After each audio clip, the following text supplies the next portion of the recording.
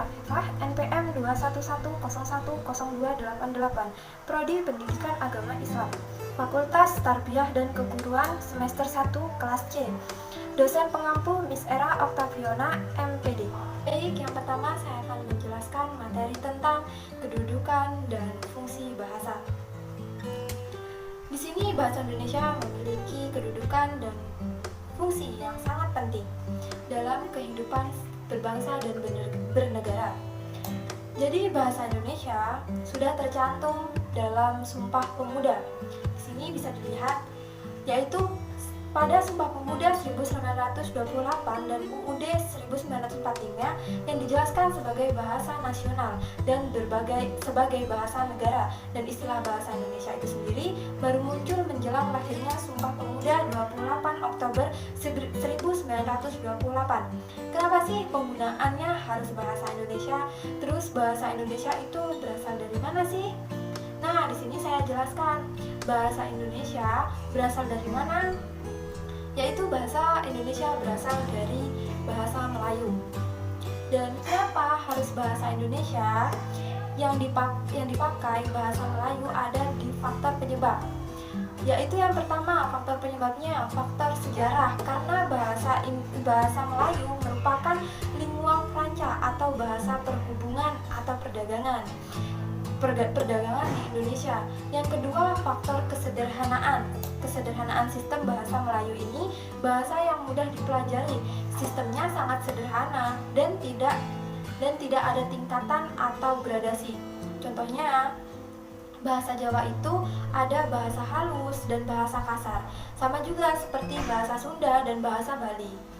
Yang ketiga, faktor psikologis, di mana suku bangsa Jawa dan Sunda secara sukarela menerima bahasa Indonesia sebagai bahasa nasional.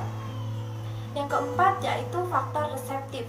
Bahasa Melayu sudah sanggup untuk dipakai bahasa kebudayaan dan arti luas yang akan berkembang menjadi bahasa yang sempurna. Karena bahasa Melayu dapat mengutarakan perasaan secara jelas. Jadi, kedudukan bahasa itu sangat penting dan sudah tercantum dalam kedudukan bahasa Indonesia. Bisa dilihat di sini ikrar ketiga. Yang pertama adalah ikrar ketiga Sumpah Pemuda 1928 dengan bunyi, kami putra dan putri Indonesia menjunjung bahasa persatuan bahasa Indonesia. Yang kedua, Undang-Undang Dasar Republik Indonesia 1945 Bab 15, Bendera, Bahasa, dan Lambang Negara, serta Lagu Kebangsaan.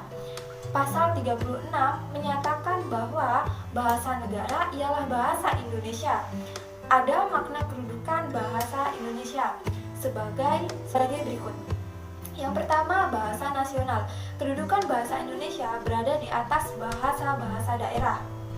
Bisa dilihat dirumuskan pada Jakarta 25-28 Februari 1975 menegaskan bahwa dalam kedudukannya sebagai bahasa nasional yang berfungsi sebagai yang pertama lambang kebanggaan nasional, yang kedua lambang identitas nasional, yang ketiga alat pemersatuan berbagai masyarakat yang berbeda-beda, yang keempat alat penghubung antar budaya antar daerah. Yang kedua adalah kedudukan bahasa Indonesia sebagai bahasa negara atau bahasa resmi NKRI yang berfungsi sebagai yang pertama bahasa resmi kenegaraan, yang kedua bahasa pengantar resmi di lembaga-lembaga pendidikan, yang ketiga yaitu bahasa di dalam perhubungan pada tingkat nasional untuk kepentingan perencanaan dan pelaksanaan pembangunan serta pemerintahan. Yang keempat yaitu bahasa resmi di dalam pengembangan kebudayaan dan pemanfaatan ilmu pengetahuan serta teknologi modern. Yang ketiga yaitu fungsi bahasa Indonesia. Fungsi bahasa Indonesia dapat dibagi menjadi dua, yaitu fungsi bahasa secara umum dan fungsi bahasa secara khusus.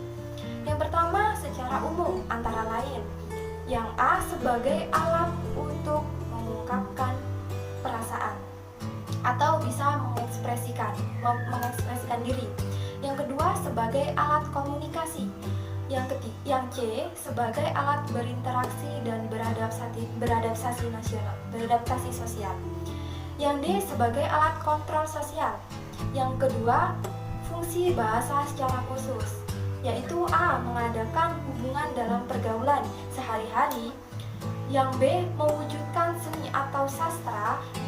Yang C. mempelajari bahasa-bahasa kuno, jadi bisa mempelajari bahasa-bahasa kuno. Yang D. mengeksploitasi iptek. Nah, itu tadi penjelasan dari kedudukan dan fungsi bahasa. Selanjutnya dilanjutkan materi tentang ragam bahasa. Baik, saya akan menjelaskan materi yang kedua, yaitu ragam bahasa. Apa sih ragam bahasa itu? Nah, jadi di sini saya akan jelaskan dulu.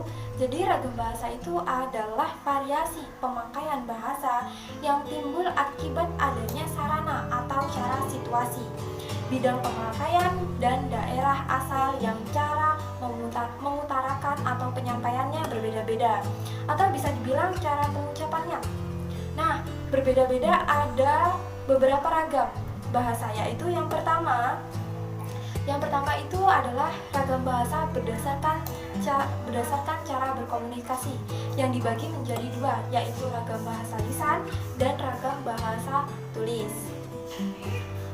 Ragam tulisan sebenarnya ragam jenis ini memiliki hubungan yang erat, tetapi yang A, ragam lisan, adalah bahasa yang dihasilkan oleh alat ucap dengan unsur dasar dan komunikasi terjadi secara langsung atau bertatap muka.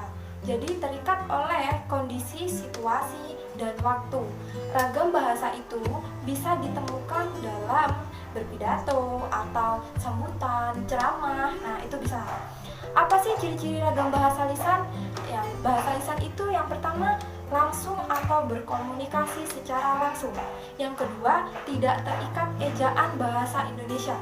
Yang ketiga, terkadang tidak efektif atau terkadang seseorang memakai bahasa sehari-hari yang bersifat basa-basi seperti itu.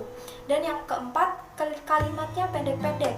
Yang kelima, lagu kalimat situasional atau jika dibilang nada berbicaranya. Yang kedua adalah ragam tulis. Ragam tulis adalah ragam bahasa yang dihasilkan dengan memanfaatkan tulisan dan huruf sebagai unsur dasar. Tetapi kita juga harus tahu tata cara penulisan, tata bahasa, dan kosakata ragam tulisan. Juga ada ciri-ciri ragam tulisan, juga ada ciri-cirinya. Yang pertama, santun. Yang kedua, efektif. Yang ketiga, bahasa yang disampaikan sebagai upaya komunikasi satu pihak atau dapat dimengerti oleh pembaca. Nah, yang keempat adalah ejaan sesuai pedoman.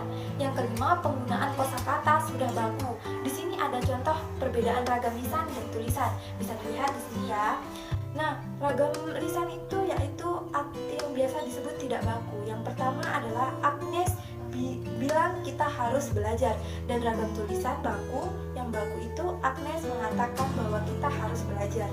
Yang kedua, secara bentuk kata. Nia sedang baca surat kabar. Jika di dalam ragam tulisan yaitu Nia sedang membaca surat kabar. Yang ketiga adalah struktur kalimat, yaitu mereka tinggal di Lampung. Jika dalam ragam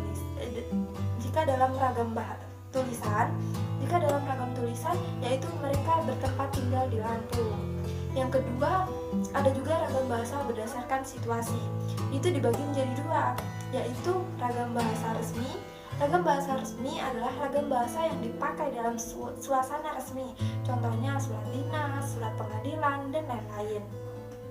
Yang kedua, nada bicara yang cenderung datar. Yang ketiga, kalimat yang digunakan adalah kalimat lengkap. Yang B itu adalah ragam bahasa tidak resmi yang digunakan dalam suasana tidak resmi, misalnya seperti surat pribadi, surat untuk keluarga, surat untuk teman, dan percakapan sehari-hari. Ciri-cirinya yaitu yang pertama, digunakan dalam situasi tidak resmi. Yang kedua, sering menggunakan kalimat yang tidak lengkap. Yang ketiga adalah ragam bahasa yang berdasarkan bidang pemakaiannya digunakan dalam kehidupan sehari-hari dan banyak pokok persoalannya yang dibicarakan, karena ragam bahasa yang digunakan adalah melingkupi agama berbeda dengan yang digunakan dalam lingkungan. Nah, berbeda dengan lingkungan kedokteran atau lainnya. Yang keempat adalah ragam bahasa berdasarkan daerah penuturnya atau dialek yang bahasa sekelompok masyarakat yang tinggal di suatu daerah tertentu. Nah, adapun ciri-cirinya, pasti suatu dialek adalah adanya kesaling pengertian. Adanya kesaling pengertian yaitu contohnya ketika orang Jawa berbicara dengan orang Bali dengan menggunakan bahasa Indonesia, walaupun terdapat perbedaan atau dialek, maka baik orang Jawa maupun orang Bali akan dapat dimengerti, dapat memahami ujaran masing-masing. Nah, baik, itu tadi penjelasan dari ragam bahasa. Materi selanjutnya adalah materi paragraf.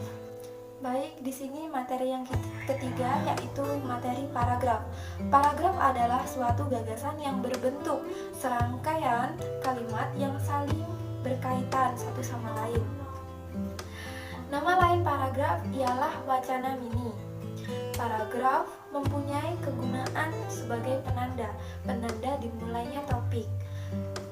Dimulainya topik baru atau gagasan baru. Paragraf juga mempunyai tujuan, yaitu tujuannya yang pertama yaitu memudahkan pengertian atau memahami dengan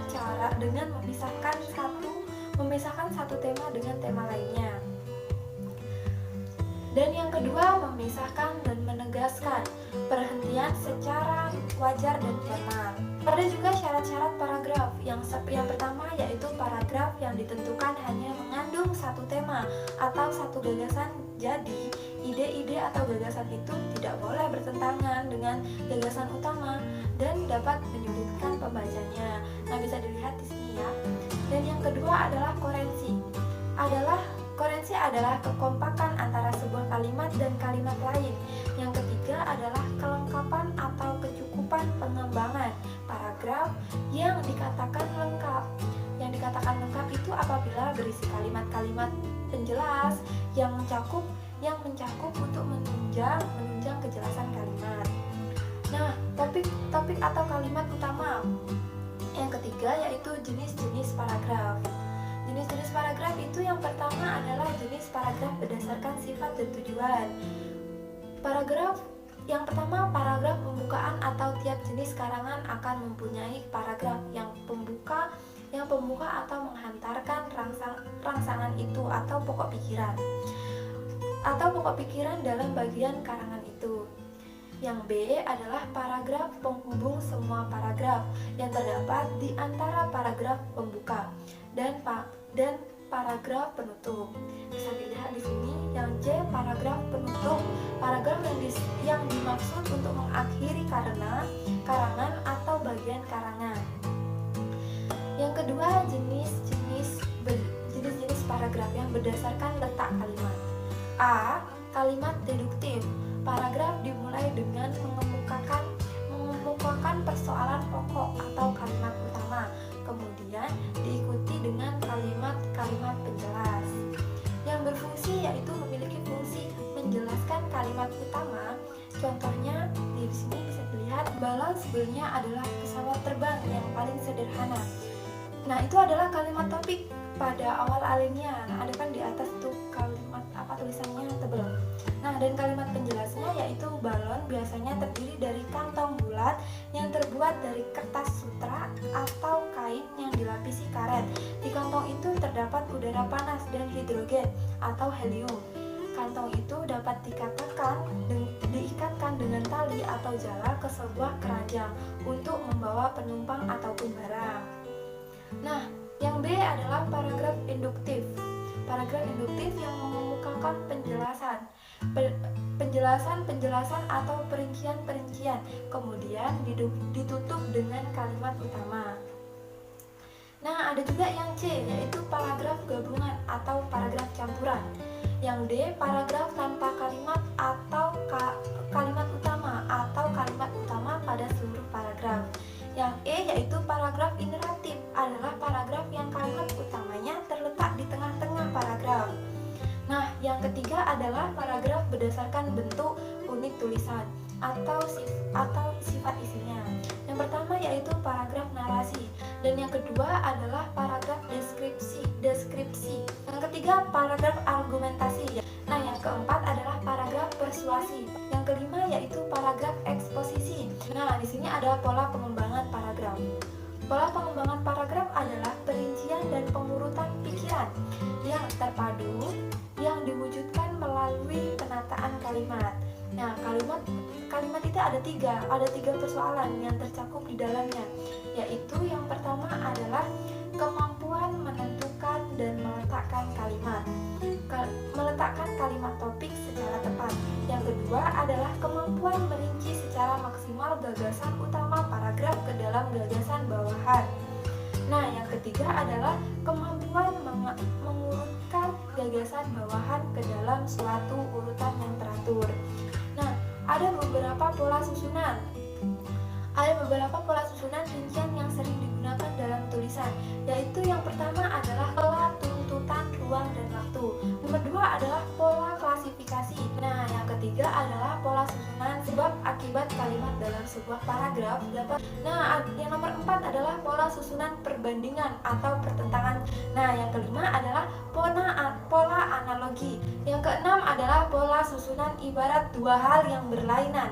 Yang ketujuh adalah pola definisi luar gagasan. Yang kedelapan adalah pola contoh atau ilustrasi gagasan. Yang kesembilan adalah pola klimaks atau anti klimaks. Baik, itu penjelasan dari saya. Jika ada tutur kata yang kurang berkenan, saya mohon maaf. Kepada Allah saya mohon ampun. Wabillahi taufik wal hidayah. Wassalamualaikum warahmatullahi wabarakatuh.